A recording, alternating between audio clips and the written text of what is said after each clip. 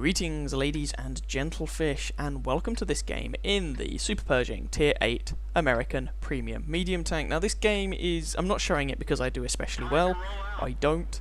There's actually at least one person among my audience who should remember this game.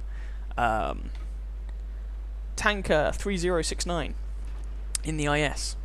No, this game is here because of the ending, which amused me. Thus, you are watching it. So this is a Tier 9 game, only just Tier 9. There's one Tier 9 per side. Medium tank in each case. They have a T-54, we have a Type 61. Very different medium tanks, good at different things. And I'm basically... So this is the map that I can't remember the name of. Pearl River? Sacred Valley? I think it's Pearl River. Might be Sacred Valley, though. I always get them muddled. It's supposed to be like a Korean map or something. Anyway. I'm pushing up here north because I think that's the more important part of the map, along with most of our like heavy tanks, tank destroyers, medium tanks. We've got a few tank destroyers camping out at H4. There's a T-71, which is a nice soft target. You do want to watch out for soft targets in this tank because your armor-piercing penetration is kind of naff. Your APCR penetration is redonkulous. It's comparable to Tier 10 medium tanks. Comparable to their regular ammo. But your armor-piercing ammunition is kind of garbage. Anyway, trying to help out these chaps, the Centurion 1 has pushed way too far forwards and he is getting absolutely wrecked. Panther's trying to give him a hand, I'm trying to give him a hand, but it's very awkward and he just goes down. And there's their T-54, he'd have to be on this flank, wouldn't he? That's a pain in the backside. And we have people shooting teammates, I hope accidentally. We shall see. So, AMX M4, my armor-piercing ammunition may not be very good, but it's good enough to deal with that guy. He manages to penetrate me, alas, which is kind of irritating. Where did he pen me? Oh, straight through the upper front plate. Hurrah! That is supposed to be the equivalent of 250-odd millimeters of effective armor. I'm not sure I believe those numbers, because he has 212 mil of penetration with his regular AP rounds, unless he just loaded APCR. Even then it'd be an awkward penetration. I guess it was angled down ever so slightly, but I'm not sure I buy those effective thicknesses. Anyway. Do something about these French tanks. There's another shot into him. He penetrates me once again. That was a valid one, you know. He was shooting somewhere where my armor was a bit thinner. Fair enough, I can't really complain about that. And Panther 2 manages to finish off one of those French heavy tanks. Were they platooned? Because it's unusual... Yes, they were. It's unusual to see two of those garbage French tanks in a game. We're currently losing 1-3, alas, and we've got people coming up behind us, so I'm going to turn around in an attempt to deal with those. Someone nailed their 5100, and that brings the scoreline to 2-3. Now there's an IS-3 round that corner. There was an IS-3 round that corner until our artillery took a dump on him from a great height. Bye-bye. Oh, there's still an IS-3 around that corner. Apparently there were two IS-3s around there. Fair enough. ISU-152 is telling me to back off. Fair enough. That presumably means he is going to have a shot if I back off. And he has a much, much, much larger gun than I do. Yep. That means he might have a shot. So, yeah, I'm backing off to give him all of the shots. That's absolutely fine by me. KV-5 and Panther 2 are being quite heavily pressured on the other direction, but knowing that there's an ISU watching my back, I'm going to go and give this Panther 2 a hand, alas, not in time to help our KV-5. Panther 2 is taking quite a lot of fire, and I'm probably going to be squaring off against a T-54, which is, to say the least, bleeding awkward.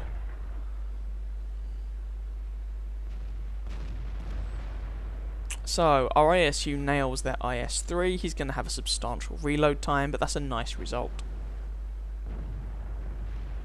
You can see that T-54's already taken a battering, but he's bounced quite a lot of those shots.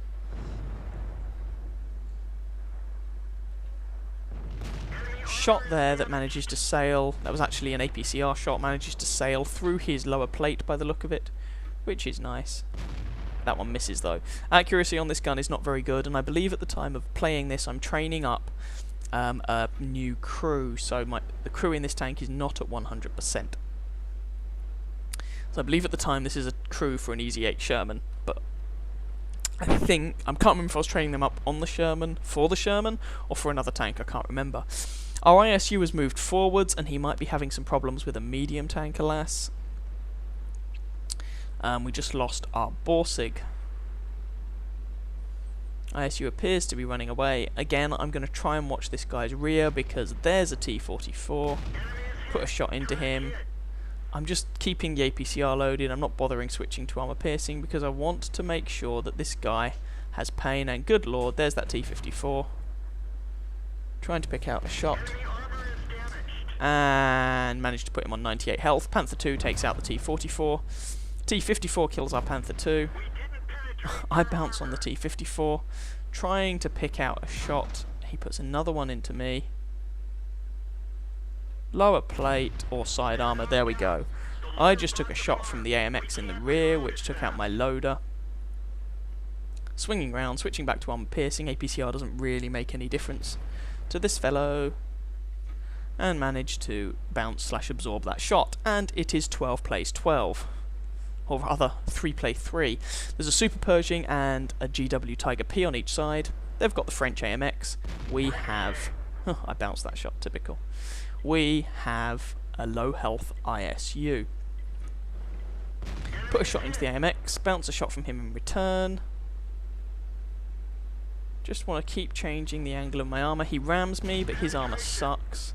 He's aiming for the top of my turret, but he manages to miss the weak spots. I'm going to reload before he does, so I just want to make sure this shot counts. Cheek of the turret, and he's dead. Now I make a mistake here. I back off, move forwards. I would not have thought, because it's now Super Pershing and GW Tiger P plays Super Pershing and GW Tiger P.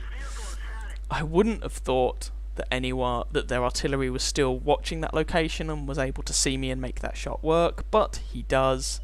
Alas, their Super Pershing goes up to our GW Tiger P, who shotguns him in the face.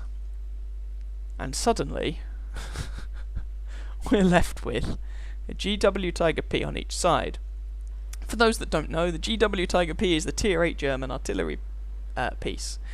It's about the size of continental Europe, has a horrible, horrible turning circle, is incredibly slow, and essentially means the end of this game is going to be like watching old people slowly batter each other to death with handbags. This is just going to be silly.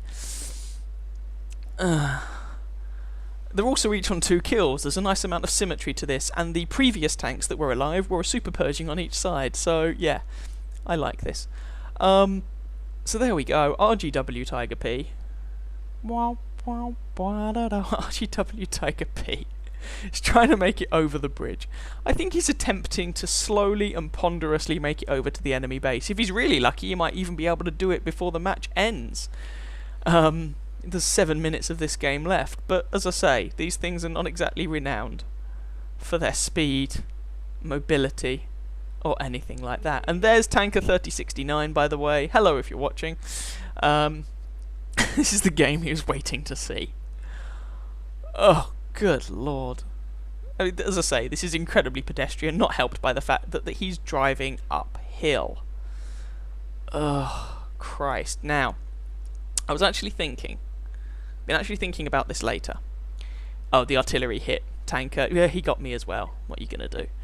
I wasn't expecting, from where I was, the artillery to be able to land an effective shot.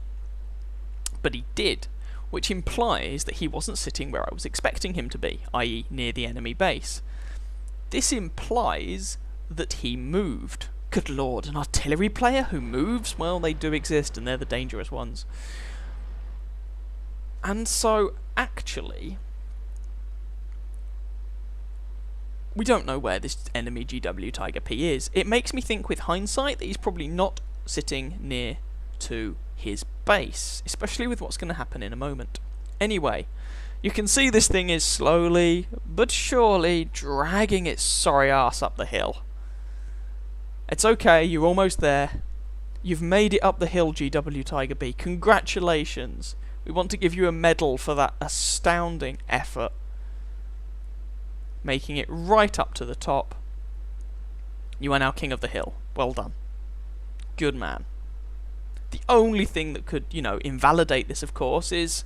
Oh, I don't know. If maybe the enemy artillery had made it to our base first and thus you driving up the hill was a waste of time. Oh, look! Friendly base capture. Well, balls. Now, at this point, I was thinking, Christ, GW Tiger P's so slow, he's never going to make it all the way back to our base. I mean, it took him like 2.5 minutes to get here, but remember, of course, he was driving uphill. The way back is downhill. Somehow methinks the end of this game is going to be less to do with skill and more to do with who's feeling luckier. Because both these tanks have big guns, but horrible aiming times, they're very inaccurate, and they take approximately 3 ice ages to load the gun. So the Rheinmetall Borsig say, just let one fly at the base. I don't agree with this, I don't think. And anyway, the GW Tiger P's going for it. So going downhill, this thing can hit 35 kilometers an hour. Whoop whoop! And that's a rock. Damn you, stealth rocks! Anyway, he's slowly now making it. Oh, KV5, be quiet. He's making it to the enemy base. I'm saying just fire on the base now, because I don't think you're going to be able to spot the enemy artillery. If he's got any sense, he'll be hiding in a bush or something that will make him very difficult to spot, although he is, of course, big, and so I guess relatively unstealthy target. And there he is! Oh god! The final boss. The fight scene is upon us.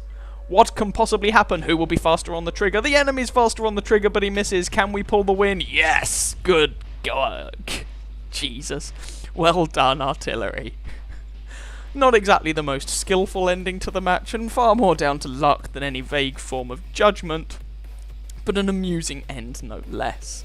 So well done to our artillery player, well done to the enemy artillery for going and capping the base, well done to everyone, it was an amusing game. Yeah, it made me laugh. Anyway, I hope you guys enjoyed that. I'm not even going to say found it vaguely informative, there wasn't really anything to learn here, but I hope you enjoyed it. If you did, please feel free to catch some of my other videos and or subscribe to my channel, and I wish you a very happy hunting on the battlefield. Ciao ciao.